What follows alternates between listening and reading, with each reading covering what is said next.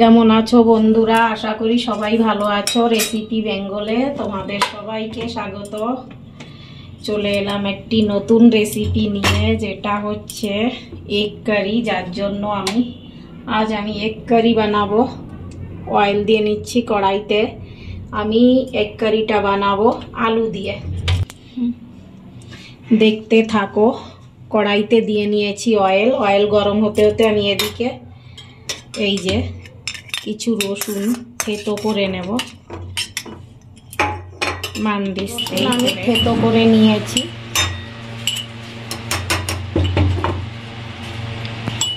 এবার আমি কাঁচা লঙ্কা আর আদা নিয়েছি, যেটা থেতো করে নেব মানদিস্তেই করে। বড় বড় করে আলু কাট করে রেখেছি, যেটা আমি ভেজে নেব অয়েলে দিয়ে। আর ডিমও আমি এখানে সেদ্ধ করে রেখেছি, 6টা ডিম। সামান্য একটু হলুদ আর লবণ। লঙ্কা থেতো করে নিয়েছি। এদিকে আমি কিছু খাড়া মশলা নিয়েছি, যেটা ধনে, তেজপাতা, ছোট এলাইচি, চক্রফুল, গোলমরিচ আর বড় এলাইচি, লং আর দালচিনি, কিছু 2-3টে শুকনো লঙ্কা। আর এদিকে আমি নিয়েছি হচ্ছে এদিকে নিয়েছি জয়ফল আর জয়ত্রী। এ দুটো আমি পরে দেখাবো কি করে। 4টে গোটা রসুন নিয়েছি। এবার নামিয়ে নেব।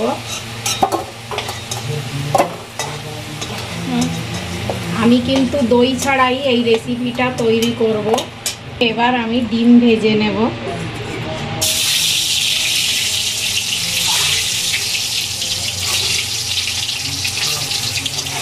একটু লবণ, সামান্য একটু, আর উপর থেকে একটু হলুদ,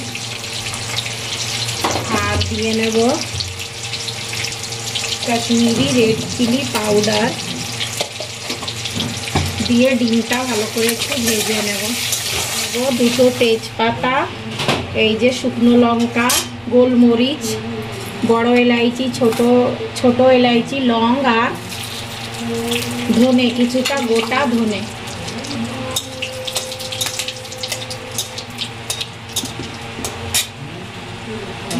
এবার দিয়ে নেব রসুন থেতো করে রাখা, আর দিয়ে নেব পেঁয়াজ আর গোটা রসুন একসঙ্গে। লবণ দিয়ে নেব আদা আর কাঁচা লঙ্কা থেতো করে রাখা একসঙ্গে।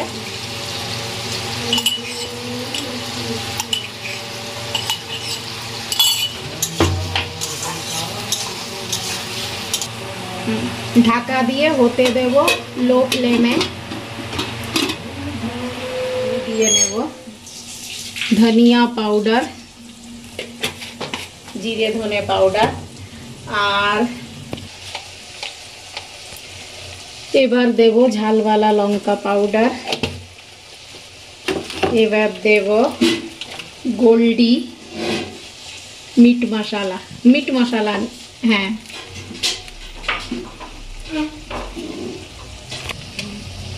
সামান্য একটু কাশ্মীরি রেড চিলি পাউডার।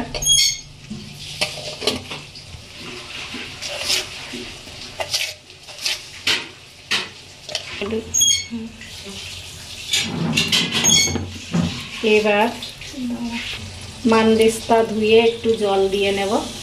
দিয়ে এইভাবে আবার ঢাকা দিয়ে হতে দেব কিছু সময়।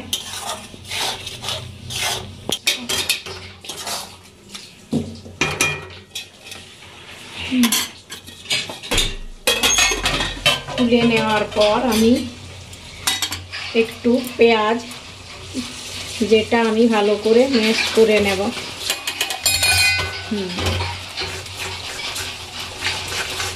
পেঁয়াজটা পরে দিয়ে নেব। এখন আমি একটু জয়ফল আর জয়ত্রী সামান্য একটু ঘষে দিয়ে নেব এর ভেতর। দেওয়ার পর আমি এর ভেতর কিন্তু আলু দিয়ে নেব।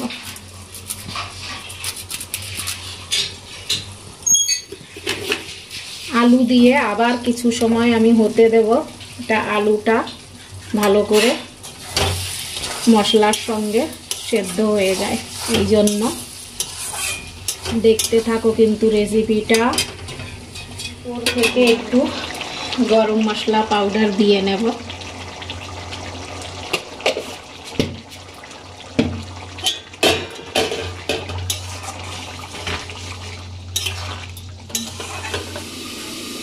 রান্না হওয়ার পর কিছু সময় পর দেখতে পারছো বন্ধুরা কেমন হয়েছে, কমেন্ট করে বলো।